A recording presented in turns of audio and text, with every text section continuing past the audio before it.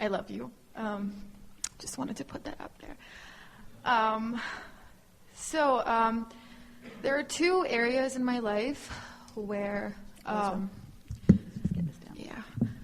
there are two areas in my life where my rockets of desire have been significantly strong.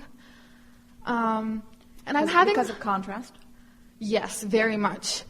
And while I don't find as much resistance to any of them right now, I find it hard to imagine them coexisting in my life. Then stay off the subject, because when you think about something that's hard for you to imagine, you mess it up. Okay. That's big. Stay off of it. Focus on the things that are easy for you to feel good about, because the momentum is already gathering. You don't have to do anything about it. Just don't introduce contradictory vibration. Okay. Stay off the subject. If you had 10 things that you want, and 9 of them are going well, and one that you really want isn't going well, most humans want to focus on the one that isn't going well. Let's just fix this one. But if you would focus on the things that are going well, the other one would come into place.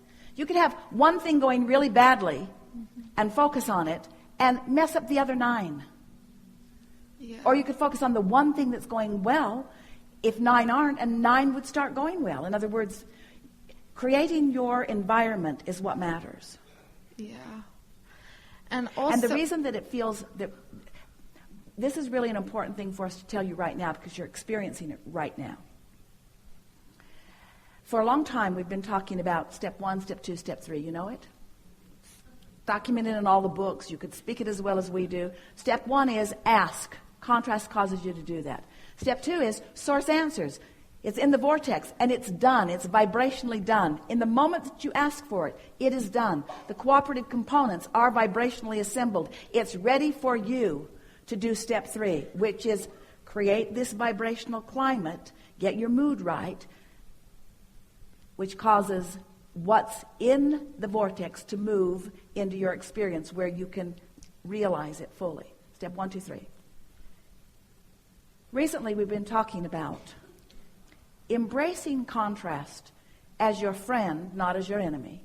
Because after all, it created the desire that is so sweet, that is necessary for the eternalness that we all are, that is essential to the whole thing and is not going away. You might as well line up with it.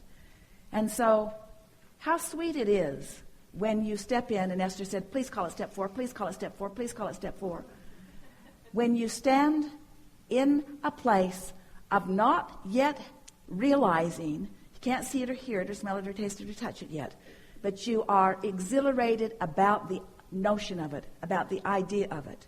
You're getting life from the vibration of it. You don't need the condition to support you, because you've got the vibration to support you. Now stay there with us for just a minute, because that is the key to unconditional life, to unconditional love. Conditional love says, nope, got to manifest so that I can respond to it. If you be good, I'll be happy. If you be here, I'll be happy. Whether you're talking to a person or to money or to whatever it is. If this condition is right, then I'll be happy. Unconditional love is, I'm good with the vibration of it, even though the manifestation of it has not been completely realized by me. The vibration of it is enough for me. And when you think about it, friends, the reason you want the full realization of it is because you'll feel good, which is a vibration, which is an emotion.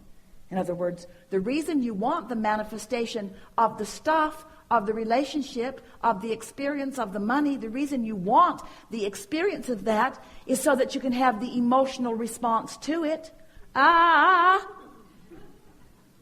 But when you discover that you can accomplish the emotional response before the manifestational response, now you've got it. Best we've ever said it. And humans might say, if you are saying it all the time, humans might say, oh, Abraham, you're just trying to get us happy without it. And we say, we are. We want you to be happy without it, because until you're happy without it, you aren't going to be with it. So here's the rub for you. When you make your happiness the means to the end, The means to the end of something that isn't, you screw up your happiness. Have you noticed? Can you feel how this all fits together? But if you could be happy just for the sake of happy, what difference does it make what's making you happy if you're happy? Why pick the one thing that isn't quite in place and use it for your reason not to be happy when there are so many reasons to be happy? And if you will use any of those reasons to be happy, then all the other will fill in. Well, that's it. That's it. That's it. That's it. That's it. That's it. That's it. That's it. That's it. What if I love observing details around me, and I love putting new things into my vortex. Details are fabulous, provided you've allowed the momentum to build so that you can positively sustain the detail. But if you're not stable in your momentum, in the detail, you might run the risk of introducing resistance. So the rule of thumb is be as specific as you can be as long as you're feeling good. Because there's momentum, whether it's wanted or unwanted.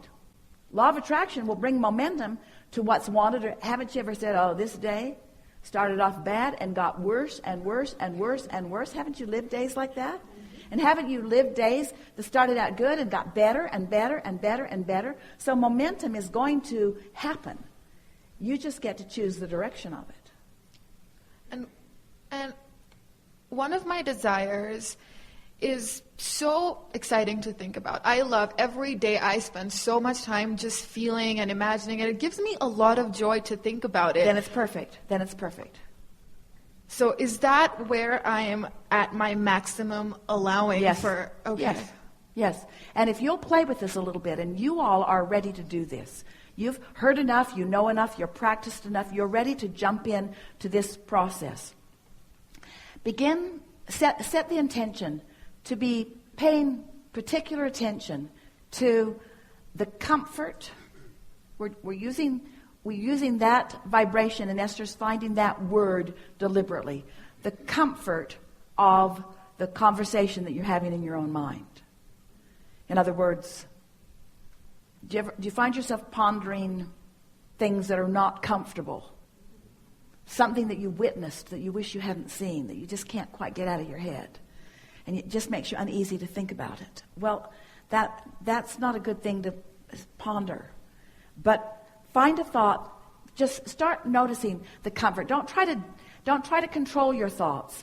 Just begin noticing the comfort of the thought, just so that you can show yourself that some thoughts really feel good when you ponder them, and are really worth staying with and allowing momentum to parlay them into more and more detail.